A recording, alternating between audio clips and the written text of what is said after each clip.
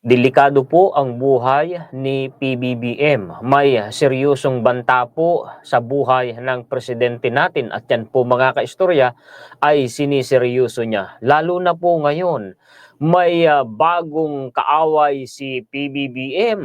Pag nagkataon po ay dalawang kampo na ang kalaban po niya. Dahil itong bagong kaaway na lumitaw mga kaistorya ay kumampi na po sa prominenteng kalaban ni PBBM. Sino ba yung kalaban ng presidente ng presidenteng BBM na prominente? Alam naman po natin kung sino-sino yan, mga kaistorya. May dumagdag, kumampi sa kanila.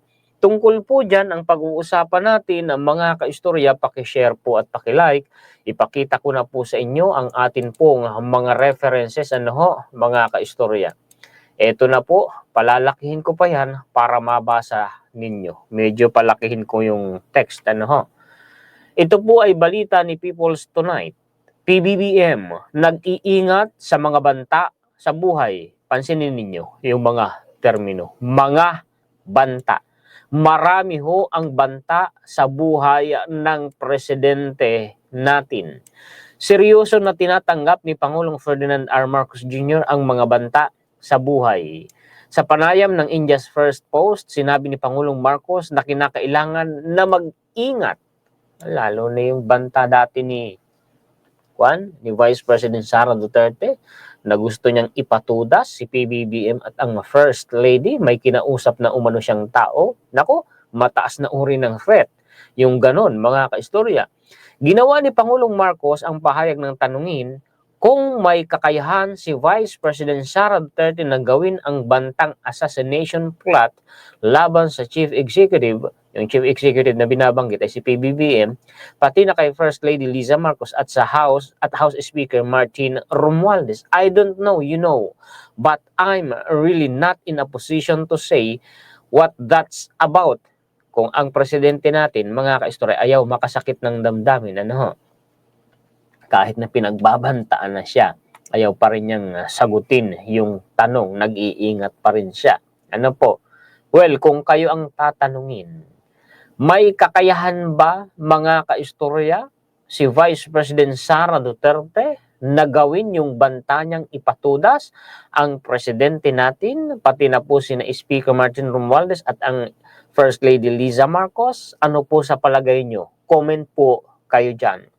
But you have to be very careful. Yun ang sabi ni Presidente. Dapat mag-ingat siya. Yun. Mabuti naman, nag-iingat ang Presidente natin. But then, in my position, there always is some kind of threat and we take them all very seriously. Hindi lang po mga kaistro sa buhay ng Presidente may banta. Pati na po sa kanyang posisyon, may panganib. Oo, totoo yun, mga kaistorya. Ngayon, eto pa po, may illustration nga dito, Pag pinatay ako, patay niyo mo si BBM, si Liza Araneta at si Martin Romualdez. No joke. Yan yung time na sinabi ni Vice President na may kinausap na siya. Oo, alam kong, alam ninyo yan, mga kaistorya. Meron pa ditong, sinabi na una nang iginiit ni Marcos na hindi sana mauuwi sa tensyon ang sitwasyon kung sinagot lamang Duterte ang mga tanong hinggil sa umano'y maling paggamit ng confidential funds ng Office of the Vice President at Department of Education na dating hinawakan ng Vice Presidente. Oo naman talaga, mga kaistorya. Ay ang problema, ayaw pong sagutin. Tapos ay nagbigay pa ng mga resibo na kung ano-anong pangalan ang nakalagay. May Mary Grace Piatos. Kung ano-ano pa, mga kaistorya, di ba? Ngayon, itong sinasabi ko sa inyo na bagong kalaban na lumitaw. Actually, kalaban naman talaga ni PBBM. Dati pa, kasi pinklawan, si Rowena Guanzon, matindi nga kung bakbakan niya noon si PBBM, di ba? Nung eleksyon, presidential. Ang problema dito, ito'y kumampi na po kay Vice President Sara Duterte. Kaya nga sinasabi ko sa inyo ngayon, dalawa na pong kampo pag nagkataon ang kalaban ni PBBM. mahirap na pong kalabanin. Dalawang kampo na, mga kaistorya. Ang sabi dito ni Rowena Guanzon, solusyon para maging payapa ang Pilipinas, tanggalin si Martin Romualdez bilang House Speaker. Pag tinanggal nila, mga kaistorya, anyway, hindi naman ako naniniwalang magtatagumpay yan. Kumbaga mga kaistorya, ano na lamang yan, walang kwentang, suntok sa buwan yan. Pero, just in case of the scenario na mawala sa posisyon si Speaker Martin Romualdez bilang pinuno ng House of Representatives, ang mangyayari dyan, may mag-take over dyan. Paano kung yung pumalit kay Speaker Martin Romualdez kakampi ng kabilang parlor? Pwede na nilang sampahan si PBBM ng kaso. Anong kaso? Madaling mag-imbento sila kung tutuusin, kung sakali, mga kaistorya, para po ma-impeach si PBBM. Dati ko nang sinabi na ang posisyon ni Speaker Martin Romualdez matibay na pader na pangsangga ni PBBM sa mga kalaban niya. Opo, mga kaistorya. Ngayon, balik tayo dito. Kay Rowena Guanzon. Alam naman natin na kumampi na nga siya, mga kaistorya, sa Duterte camp. Alam naman natin, nakikita na natin yun, di po ba, mga kaistorya? Tingnan ninyo ito. Itong sinabi niya ito. Please, agad-agad na. Si Vox Populi, PH. Ngayon, bakit gusto ba nila, mga kaistoryang patalsikin si Speaker Martin Romualdez? Dalawang bagay.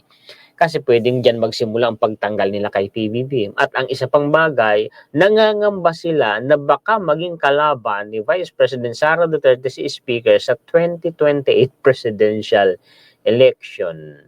Ang may sabi nito na gusto raw tumakbo si Speaker, mga kaistorya, sa pagka-presidente sa 2028, si Baste Duterte. Wala namang sinasabi si Speaker na tatakbo siya. Wala naman, di ba? Mga kaistorya. Kami narinig na ba kayo? Ang napaka-vocal po, mga kaistorya, natatakbo sa 2028 si Vice President Sara Duterte, di ba?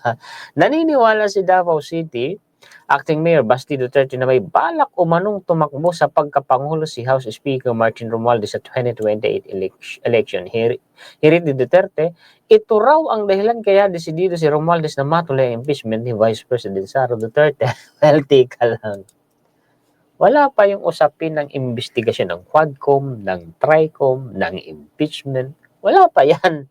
Wala pa yan. Sino nang umaatake kay Speaker, sinisiraan si Speaker, at gustong patalsikin si Speaker, at gustong patalsikin si PBBM? Sino? Di ba? Sinong nagsimula? Di ba? Sinong nagsimulang siraan si Speaker at saka po si PBBM? Sino ngayon ang desperado? Sino ngayon ang gustong tanggalin ang kalaban sa politika? Ngayon ang nag-respond ang administrasyon at ang House of Representatives. Ayun na, para bagang ang biktima na yung kabilang parlor. Ibang klase talaga. Only in the Philippines, di po ba? May dalawang mambabatas daw po dyan sa mababang kapulungan, mga kaistorya, na gusto talagang mapanagot si Vice President Sara Duterte through impeachment. Dahil daw sa maling paggamit ng pondo. Pera po yun. Mga kaistorya, ito po'y balita ni Inquirer. Palakihin nga natin para mabasa ninyo. Tingnan ninyo yung mga nagrarally. RIP Justice, murdered by Senate, archiving. Akbayan. The House lawmakers have committed to hold Vice President Sara Duterte accountable for her alleged misuse of 612 million pesos confidential funds. Desidido yung dalawang mambabatas dyan sa House of Representatives, napapanagutin si Vice President Sara Duterte sa maling paggamit umano ng 612 million confidential fund, 612 million pesos, ang laki, no? In a joint statement on Sunday, Deputy Speaker La Union Representative Paulo Ortega V and Zambales Representative J. Kung Hoon, alam niyo yung mayor sa San Marcelino ba yun? No. Sa unahan pa ng San Marcelino, Zambales. Paki-comment nga po dyan sa mga taga-Zambales. Ang ganda ng bayan na yun. Kuwan yun. Tatay ata ni Representative J. Kung Hoon, ang mayor doon. reiterated that the Supreme Court's ruling declaring the impeachment complaint against Duterte unconstitutional does not resolve the allegations against her.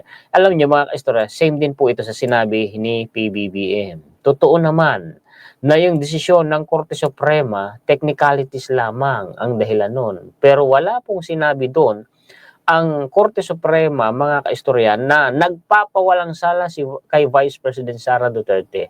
Hindi doon sinabi ng Korte Suprema na not guilty, na walang kasalanan si Vice President Sara Duterte. Malinaw po yun, mga kaistorya. Ngayon, nanumpa naman po sina Senator Lacson at Soto na bubuhay nila muli ang impeachment laban kay Vice President Sara Duterte kung baliktarin ng Korte Suprema ang desisyon nito. Oo, mga kaistorya. Ang tanong, hindi ba yan haharangin ng majority ng mga senador? Yun na nga ang tanong doon na malaki, mga kaistorya. Basahin natin to.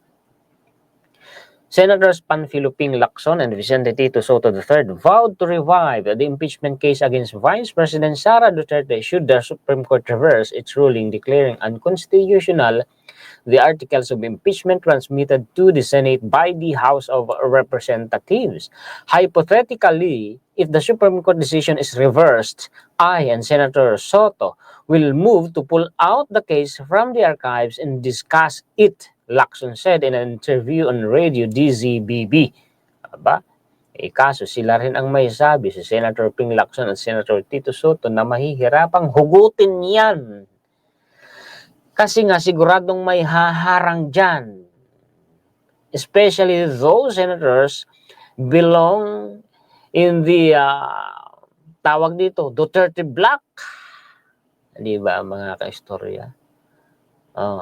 If someone objects and will lose in the voting, di ba dito pa lang ina-anticipate na nila mga kaistorya na may kukontra kasi magbubutuhan yan I will recall their explanation in archiving the impeachment during 19-4-1 voting.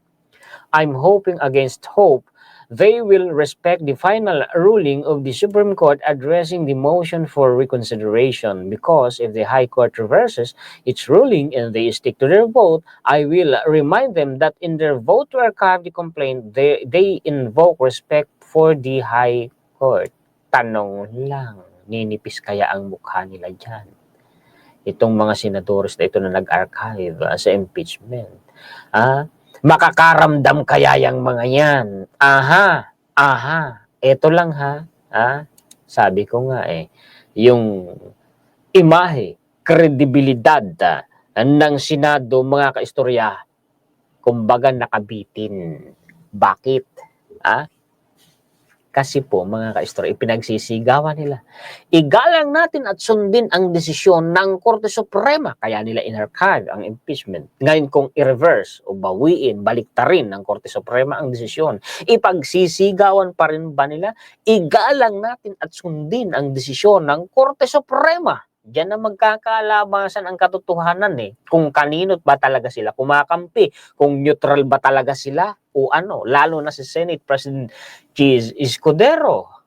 Di po ba, mga kaisto, parang maiipit yata yung credibility at yung imahe ng Senado dyan, mga kaistorya, di po ba? But in the end, he said, the majority vote will prevail because that's the essence of democracy. Yan nga yung paliwanag ko sa inyo ng ilang beses na Ang nananaig sa bansang ito na kung demokrasya tayo, majority voice. Yun po yun. Mali man. Pero kung majority ang manaig sa Senado, yun ang susundin. Yun ang matutupad. Anyway, tayo po mga kaistorya, mga meron lang sa pinagagawang kawalanghiyaan ng Senado ngayon. Wala tayong magagawa po doon.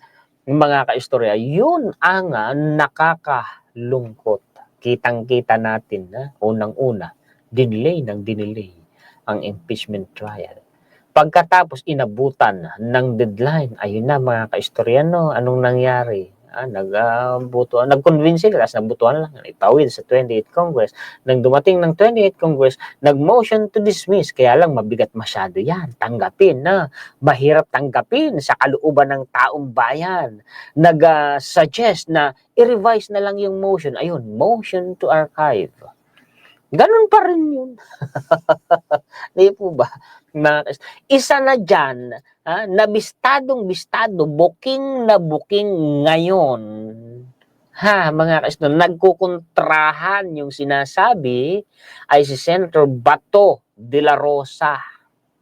Sabi niya, no, igalang at sundin natin ang desisyon ng Korte Suprema sa impeachment daw. Teka lang, ay bakit yung usapin sa ICC, yung usapin sa pag-aresto kay former President Rodrigo Duterte, bakit di mo nirespeto desisyon ng Korte Suprema way back 2021 na dapat tayong maki-cooperate sa ICC, sabi ng Korte Suprema, kasi mula 2019 pabalik hanggang 2016 tayo ay sakop ng jurisdiction noon ng ICC.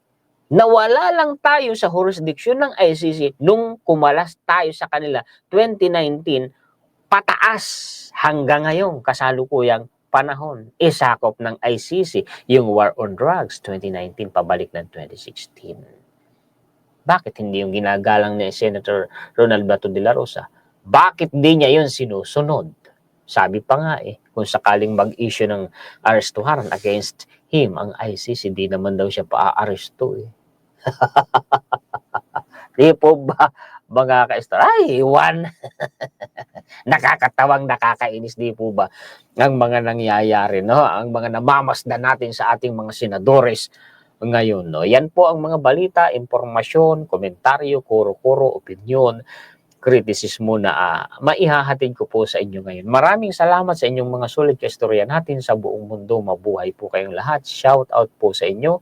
Maraming salamat po sa walang sawa ninyong pagsuporta sa inyong lingkod. Sa lagi po ninyong pag-aabang, panunood, pakikinig, pagla-like, at pag-share. Sa mga bagong viewers po natin, kung gusto ninyo ang ganitong klase ng content, ay ini-invite ko po kayo na mag-subscribe dito po sa aking YouTube channel na Juan Historiador. Nagpapasalamat po tayo higit kanino man sa ating pong Panginoon. Muli, ako po si Juan Historiador, ang taga-kwento ng totoong istorya ng kasaysayan na nagmamalasakit sa kapwa ko Pilipino at nagmamahal sa bayang itong bansang Pilipinas.